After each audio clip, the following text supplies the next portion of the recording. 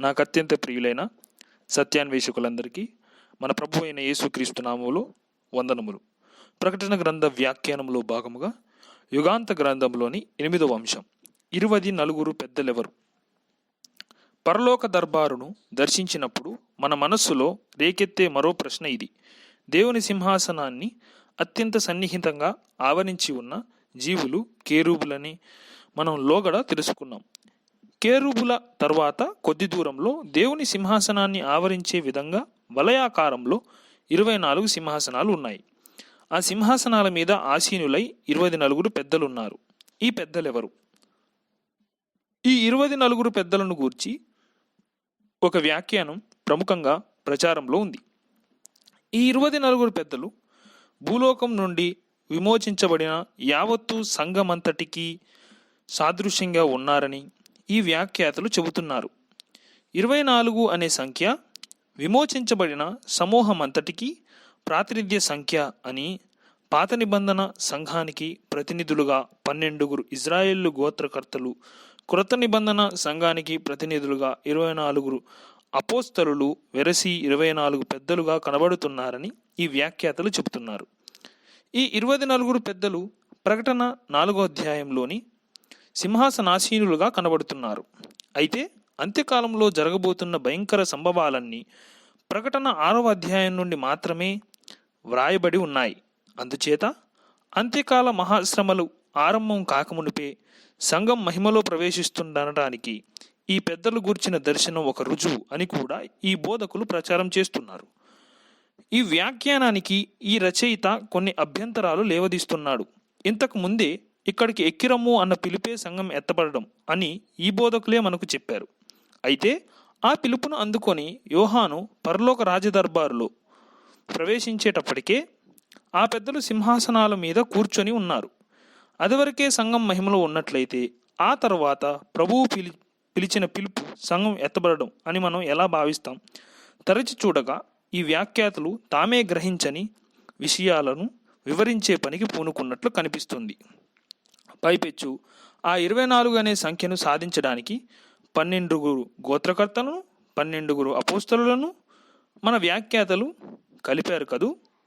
ఈ లెక్కన ఆ 24 సింహాసనాలలో ఒకటి యోహానుకు చెందినది కూడా ఉండాలి. అలాగైతే ఆ 24 సింహాసనాలలో ఒకటి ఖాళీగా ఉండాలి.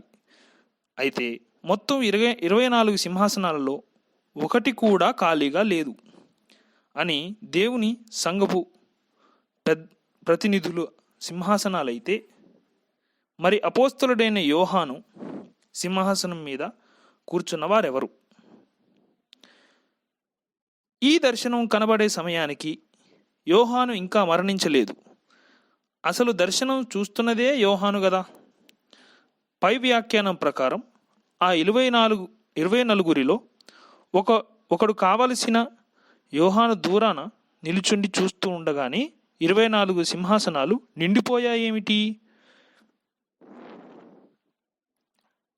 అది దర్శనం మాత్రమే, యథార్థమైన దృశ్యం కాదులేండి అంటారేమో ఈ వ్యాఖ్యాతలు.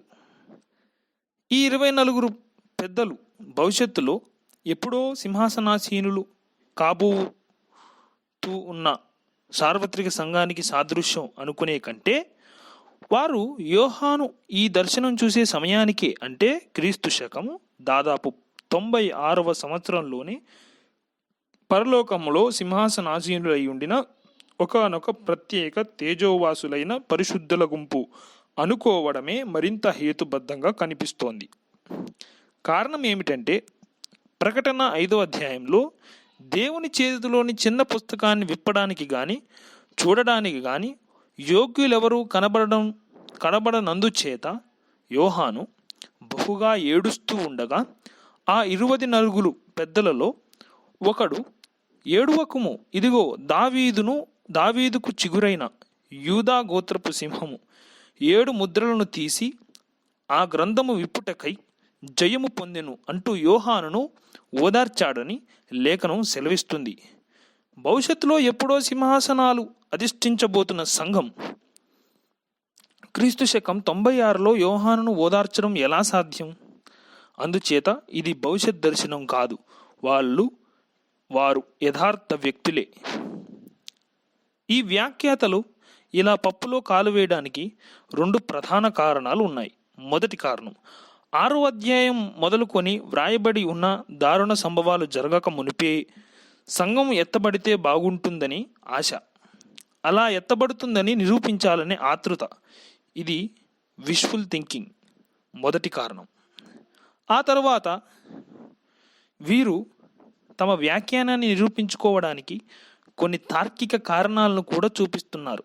ఉదాహరణకు, వీళ్ళు కిరీటాలు ధరించుకొని సింహాసనాల మీద కూర్చోవడం వీరి రాజరికాన్ని సూచిస్తుంది. దేవదూతలు రాజ్యం చేస్తారని బైబిల్లో ఎక్కడా చెప్పబడలేదు. వీరందరూ పరిచారం చేయుటకే పంపబడిన ఆత్మలు కారా అని లేఖనం దేవదూతలను గురించి సెలవిస్తున్నది. అందుచేత సింహాసనాసీనులైన వారెవరు దేవదూతలు కావడానికి వీలు లేదు. మరోవైపు క్రీస్తునందున్న విశ్వాసులు రాజ్యం చేస్తారని లేఖనం అనేక చోట్ల స్పష్టంగా సెలవిస్తున్నది. అందుచేత ఈ పెద్దలు విమోచింపబడిన మానవులే అయి ఉండాలి అని ఈ వ్యాఖ్యాతలు వాదిస్తున్నారు. అయితే 24 పెద్దలు మానవ జాతికి చెందినవారు కావడానికి వీలు లేదని ఈ రచయిత ప్రగాఢంగా విశ్వసిస్తున్నాడు. కారణం ఏమిటంటే, ప్రకటన 5వ అధ్యాయంలో ఈ పెద్దలు ఒక కొత్త పాట పాడుతున్నారు. ఆ పాట వారికి కొత్తదట. అంటే వారు పాడిన ఇతరమైన పాత పాటలు కూడా ఉన్నవని కదా. ఈ కొత్త పాట 9-10 వచనాల్లో ఇలా వ్రాయబడి ఉంది, గమనించండి. నీవు గొర్రెపిల్ల, ఆ గ్రంథమును తీసుకొని దాని ముద్రలను విప్పుటకు యోగ్యుడవు. నీవు వధింపబడిన వాడవై నీ రక్తం ఇచ్చి ఆయా భాషలు మాట్లాడు వారిలోను, ప్రతి ప్రజలోను, ప్రతి జనములోను, ప్రతి వంశంలోను దేవుని కొరకు మనుషులను కొని మా దేవునికి వారిని ఒక రాజ్యముగాను యాజకులుగాను చేసితివి గనుక వారు భూలోకమందు ఏలుదురు. ఈ పాట ఆ పెద్దలు పాడిన మాటలు ప్రత్యేకంగా గమనించండి. మనుషులను కొని వారిని రాజ్యముగాను చేసితివి, వారు ఏలుదురు. ఈ మాటల్లో మనకు ఏమర్థం అవుతుంది? ఈ పెద్దలు విమోచింపబడిన మానవులే అయితే మమ్ములను కొంటివి, మేము ఏలుదము అని పాడాలి. అయితే వారు గొర్రెపిల్ల రక్తం చేత కొనబడిన వారి నుండి తమని తాము వేరుగా ప్రత్యేకంగా కనపరుచుకుంటున్నారు. అందుచేత గొర్రెపిల్ల రక్తం చేత విమోచింపబడిన సంఘం ఈ పెద్దలు కాదు అని ఈ రచయిత నమ్ముతున్నాడు. అయితే సదరు వ్యాఖ్యాతలు ఇక్కడ మరో అభ్యంతరము లేవదీయవచ్చు. ఈ ప్రకటన 5వ అధ్యాయం 9వ వచనం నుండి 10వ వచనాలలో పెద్దలు పాడిన కొత్త పాటలో మమ్ములను కొంటివి మేము ఏలుదము అనే వారు పాడినట్లు ఇంగ్లీష్ బైబిల్లో వ్రాయబడి ఉంది గనుక వారు సంఘమే అని వీరు వాదించడానికి అవకాశం ఉంది. ఇక్కడ బైబిల్ తర్జుమాలను గూర్చి ఒక రహస్యాన్ని స్పష్టపరచవలసి ఉంది. బైబిల్ వ్రాయబడిన మూల భాషలు హెబ్రీ, గ్రీకు భాషలని మనకు తెలుసు. హెబ్రీ భాష ఎంత ప్రాచీనమైనదో సంస్కృతం అంతే ప్రాచీనమైనది. సంస్కృత భాష భారతదేశంలో క్రీస్తుకు పూర్వం 2000 ఏళ్ల నాడు వలస వచ్చిన ఆర్యులతో పాటు మన దేశంలోనికి వచ్చి సకల భారతీయ భాషలను కొద్దో గొప్ప ప్రభావితం చేసింది. హెబ్రీ, గ్రీకు భాషల సంస్కృతము ప్రాచీన భాషలై ఉండడం మూలాన ఈ భాషల వ్యాకరణంలో ఉన్న ఒక విధమైన సౌకర్యం వలన బైబిల్ను ఏ ఇతర ప్రపంచ భాషల్లోనికి తర్జుమా చేయడం కన్నా భారతీయ భాషల్లోనికి తర్జుమా చేయడమే 1000 రెట్లు సులభతరమైన పని. ఇంగ్లీషు భాష అంత ప్రాచీనమైనది కానీ కారణం చేత ఇంగ్లీషు, హెబ్రీ, గ్రీకు భాషల వ్యాకరణ సాంప్రదాయాల మధ్య ఉన్న విస్తారమైన భేదం వలన బైబిల్ను ఇంగ్లీషులోకి తర్జుమా చేయడం, అది అయోమయానికి ఆస్కారం లేకుండా స్పష్టంగా అనువదించడం ఇంగ్లీష్ బైబిల్ అనువాదకులకు కష్టసాధ్యమైపోయింది. ఈ కారణం చేతనే ఇంగ్లీష్లో లెక్కకు మించిన అనువాదాలు వచ్చాయి. అయితే అనేక భారతీయ భాషల్లో ఇంతవరకు ఒకే ఒక అనువాదం, సర్వసంపూర్ణమైన సంతృప్తికరమైన అనువాదం చేయబడింది. అంతే, మళ్ళీ మరొక అనువాదానికి అవసరము కలుగలేదు. అందుచేత చీటికి మాటికి ఇంగ్లీష్లో ఇలా వ్రాయబడి ఉంది అంటూ పొరుగింటి పుల్లకూర కోసం పరుగెత్తే కంటే మన మాతృభాషలో ఇతర భారతీయ భాషల్లో దేవుడు మనకిచ్చిన దివ్య వాక్య అనువాదాన్ని అధికారికంగా ఆథెంటిక్గా ఎంచుకోవడం మనకు శ్రేయస్కరం. ప్రపంచ భాషలన్నిటిలోకి మూల భాషకు అత్యంత సమీపంగా ఉన్నది తెలుగు తర్జుమాయేనని పులిపిట్ హెల్ప్స్ అనే అంతర్జాతీయ క్రైస్తవ పత్రిక యొక్క ప్రధాన సంపాదకులైన స్పిరస్ జోడియేటస్ గారు ఈ మధ్య హైదరాబాదులోని సెంటినరీ మెథడిస్ట్ చర్చ్లో ప్రసంగిస్తూ ప్రకటించగా ఈ రచయిత స్వయంగా విన్నాడు. తెలుగు బైబిలే సరి అయిన అనువాదమని ప్రకటించిన జోడియేటస్ గారు తెలుగువాడు కాదు, ఆయన మాతృభాష గ్రీకు భాష. అందుచేత మొదట భారతీయుడిగా పుట్టినందుకు, ఆ పిమ్మట తెలుగువాడిగా పుట్టినందుకు ఈ రచయిత గర్విస్తున్నాడు. ఈ 24 పెద్దలు పాడిన కొత్త పాటలో వారు ఏలుదురు అన్నారు, మేము ఏలుదుము అన్నారా అన్న వివాద విషయంలో తెలుగు బైబిల్ నమ్మదగినది, ఇంగ్లీష్ బైబిల్ కాదు. అయినా ఇంకా పరాయి భాష వ్యామోహం దండిగా వంటబట్టించుకున్న మా సోదర వ్యాఖ్యాతలు ఇంగ్లీష్ అనువాదాన్ని నమ్మడానికి ఎక్కువ మొగ్గు చూపవచ్చు. అందుచేత ఇంగ్లీష్ తర్జుమాలో కూడా ఈ క్రింది అనువాదాలు అక్షరాల తెలుగు బైబిల్తోనే ఏకీభవిస్తున్నాయి. నా సోదర వ్యాఖ్యాతలకు మనవి చేస్తున్నాను. Good news Bible, today English version, revised standard version, Barclays version, Williams translation etcetera. సందేహం లేదు, ఆ పెద్దలు గొర్రెపిల్ల రక్తంలో విమోచింపబడిన వారని వేలెత్తి చూపుతూ వారిని అనే సంబోధించారు. అందుచేత ఆ పెద్దలు యేసు రక్తం చేత విమోచింపబడిన వారు కారు, అసలు మానవులే కారు. అయితే మళ్ళీ మన ప్రచోదనం మొదటికొచ్చింది. ఇంతకు 24 పెద్దలు ఎవరు వాళ్ళు? ఆ ప్రశ్నకు సమాధానం చెప్పకముందు పరలోకాన్ని గురించి మనం తెలిసింది చాలా తక్కువ అన్న సంగతి పాఠకులు గుర్తుంచుకోవాలి అని మనవి చేస్తూ ఉన్నాను. దేవుని సింహాసనానికి అత్యంత సన్నిహితంగా పరిపాలకుల హోదాలో సింహాసనాసీనులై ఉన్న ఈ 24 పెద్దలను గూర్చి మనం గ్రహించాలంటే అసలు దేవుని అనంత విశ్వ సామ్రాజ్యాన్ని గురించి మనకు కొంతైనా అవగాహన ఉండాలి. పరలోకం అనే పదానికి నిర్వచనం ఏమిటో ఈనాడు అత్యధిక సంఖ్యాకులకు తెలియదు. పరలోకం అనేది ఒక పట్టణం మాత్రమే కాదు, అది అత్యంత సంక్లిష్టమైన రాజరిక వ్యవస్థను కలిగి ఉన్న ఒక విశ్వ సామ్రాజ్యం. ఆ సామ్రాజ్యంలో అసంఖ్యాకమైన ప్రపంచాలు ఉన్నాయి. హెబ్రీ పత్రిక 1వ అధ్యాయం 2వ వచనం చూడండి. ఆయన దేవుడు, ఆయన క్రీస్తు ద్వారా ప్రపంచములో నిర్మించెను అంటున్నది లేఖనం. దేవుని సృష్టిలో ఈ భూలోకం మాత్రమే కాదు, ఇటువంటి లోకాలు ఇంకా కోటాను కోట్లు ఉన్నాయి. అంతరిక్షంలో బుద్ధిజీవులు ఉన్నారా అని ప్రపంచ శాస్త్రవేత్తలు బుర్రలు బద్దలు చేసుకుంటున్నారు. అంతరిక్షంలో బుద్ధిజీవులు ఉన్నారని ఈ రచయిత ప్రగాఢంగా నమ్ముతున్నాడు. యోబు గ్రంథము 1వ అధ్యాయము 6వ వచనం చూడండి.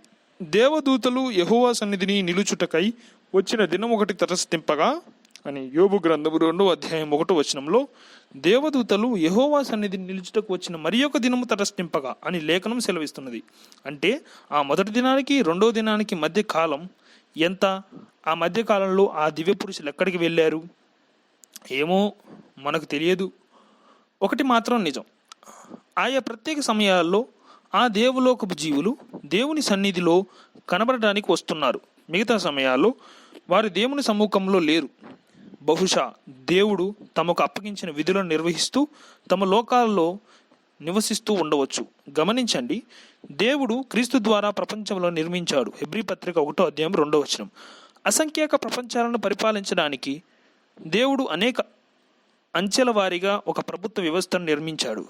ఎఫెసీ పత్రిక 3వ అధ్యాయం 8వ వచనం నుండి 11వ వచనంలో లేఖనం ఇలా సెలవిస్తుంది. పరలోకంలో ప్రధానులకును అధికారులకును సంఘము ద్వారా తన యొక్క నానావిధ జ్ఞానము తెలియబడవలెనని ఉద్దేశించి. ఆ మాట గమనించారా? పరలోకంలో కొందరు ప్రధానులు ఉన్నారు, కొందరు అధికారులు ఉన్నారు. అంతేకాదు, ఈ విశ్వ సామ్రాజ్యంలోని సంక్లిష్ట పరిపాలనా వ్యవస్థను టూకీగా ఎత్తి చెబుతూ కొలస్సీ పత్రిక 1వ అధ్యాయం 16వ వచనంలో ఏలయనగా ఆకాశమందున్నవియు భూమి యందున్నవియు దృశ్యమైనవి గాని అదృశ్యమైనవి గాని అవి సింహాసనములైనను ప్రభుత్వములైనను ప్రధానులైనను అధికారములైనను సర్వము ఆయన యందు సృష్టింపబడెను అంటుంది లేఖనం. పైన చెప్పబడిన వ్యవస్థ కొంత భూమి మీద ఉంది, కొంత ఆకాశంలో ఉంది, కొన్ని కంటికి కనబడేవి, కొన్ని కనబడనివి.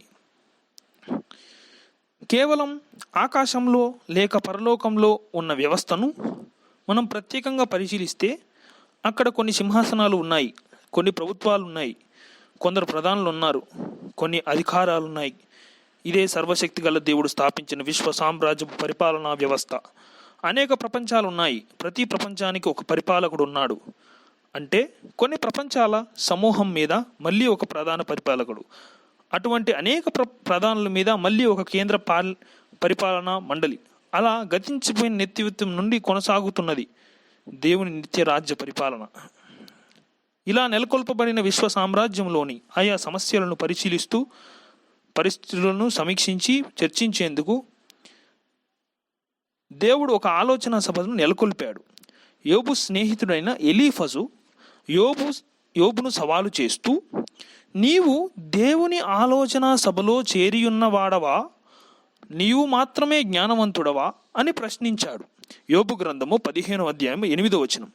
ఈ ఆలోచన సభ సమావేశం కావడానికి ప్రత్యేకంగా ఏర్పరచబడిన ఒక స్థలం ఉంది. దానికి ఉత్తర దిక్కునున్న సభాపర్వతం అని పేరు. ఈ సభాపర్వతం మీదనే కూర్చోవాలని లూసిఫర్ ఆశించాడు. యెషయా గ్రంథము 14వ అధ్యాయము 13వ వచనం. సీనాయి కొండ మీద దేవుడు తన ప్రజలైన ఇజ్రాయేలీయుల కొరకు అనుగ్రహించిన ధర్మశాస్త్రాన్ని గురించి పౌలు భక్తుడు ప్రస్తావిస్తూ, ఆ ధర్మశాస్త్రం మధ్యవర్తి చేత దేవదూతల ద్వారా నియమింపబడిను అంటున్నాడు. గలతీ పత్రిక 3వ అధ్యాయం 19వ వచనం. స్టెఫెను భక్తుడు కూడా సన్హెద్రిన్ సభవారి ఎదుట ప్రసంగిస్తూ, దేవదూతల ద్వారా నియమింపబడిన ధర్మశాస్త్రమును మీరు పొందితిరి గాని దానిని గైకొనలేదు అని వక్కాణించాడు. అపోస్తలుల కార్యాలు 7వ అధ్యాయము 53వ వచనం. ఈ సంగతి ఎప్పుడైనా ఆలోచించారా? ధర్మశాస్త్రం దేవలోకంలో జీవిస్తున్న కొందరు పరిశుద్ధుల ద్వారా నియమింపబడిందట. ఇక్కడ చెప్పబడిన దేవదూతలే దేవుని ఆలోచన సభ అవ్వడానికి ఆస్కారం ఉంది. అంటే అసంఖ్యాకంగా ఉన్న ప్రపంచాల కోసం ఆయా ప్రభుత్వాలు సక్రమంగా నిర్వహించబడడం కోసం శాసనాలు చేయడమే ఈ ఆలోచన సభకు ఉన్న విధి అన్నమాట. అయితే ఆ సింహాసనాలన్నిటికీ పైగా అత్యున్నత సింహాసనం మీద దేవుడు ఆసీనుడై ఉన్నాడు. ఈ ఆలోచన సభ సభ్యులందరినీ తన దివ్య జ్ఞానం చేత వెలిగిస్తూ ఆలోచన సభకే ఆలోచనకర్తగా దేవుడే వారి మధ్య సింహాసనాసీనుడై ఉన్నాడు. ఇంతకు మనం ధ్యానిస్తున్న విషయాల సారాంశం ఏమిటంటే, దేవుని విశాల విశ్వ సామ్రాజ్య ప్రభుత్వంలో అనేక అంచెలు ఉన్నాయి, అనేక సింహాసనాలు ఉన్నాయి. బహుశా ఆ సకల ప్రపంచాలలోని ప్రభుత్వాల మీద దేవుడు నియమించిన కేంద్ర పరిపాలనా మండలి 24 పెద్దలై ఉండవచ్చు. లేదా యోబు గ్రంథము 15:8వ వచనంలో లేఖనం ఎత్తి చెబుతున్నది, ఆలోచన సభే ఈ 24 పెద్దలై ఉండవచ్చు. మెట్టుకు ఈ 24 పెద్దలు భవిష్యత్తులో ఉండబోతున్న సంఘానికి సాదృశ్యమేమీ కాదు. కానీ పరలోక సామ్రాజ్యంలో, పరలోక రాజదర్బారులో, మహోన్నత స్థానాలలో దేవుని చేత నియమింపబడిన నిజమైన, యథార్థమైన, అక్షరార్థమైన వ్యక్తులు. అందుచేత ఆ 24 పెద్దలలో ఒకడు యోహానును ఓదార్చగలిగాడు. ఆ విధంగా కొలువు తీరి ఉన్న విశ్వ చక్రవర్తి అయిన దేవాది దేవుని రాజదర్బారును యోహాను భక్తుడు వీక్షిస్తూ ఉండగా, ఆ దేవుని కేరూబులు పాడుచున్న స్తోత్ర గీత ధ్వని విరామం లేకుండా ఆ రాజభవనం అంతటా మారుమోగుతుండగా మరొక అద్భుత సంఘటన జరిగింది. కిరీటధారులు, సింహాసనాసీనులు అయిన ఆ 24 పెద్దలు తమ సింహాసనాల మీద నుండి క్రిందికి దిగి సర్వశక్తిగల దేవుని సింహాసనం ఎదుట సాగిలపడ్డారు. వారు యుగ యుగములకు జీవిస్తున్న దేవునికి నమస్కారం చేస్తూ, ప్రభువా మా దేవా, నీవే సమస్తమును సృష్టించితివి, నీ చిత్తమును బట్టి అవి యుండెను, దానిని బట్టియే సృష్టింపబడెను గనుక నీవే మహిమ, ఘనత, ప్రభావములను పొందనర్హుడవని చెబుతూ తమ కిరీటాలను దేవుని సింహాసనం ఎదుట పడవేశారు. ప్రకటన గ్రంథము 4వ అధ్యాయం 10వ వచనం నుండి 11వ వచనం వరకు. దాంతో యోహాను దృష్టి పెద్దల మీద నుండి, కేరూబుల మీద నుండి మళ్లింపబడి సింహాసనాసీనుడై ఉన్న దేవుని మీదే కేంద్రీకరించబడింది.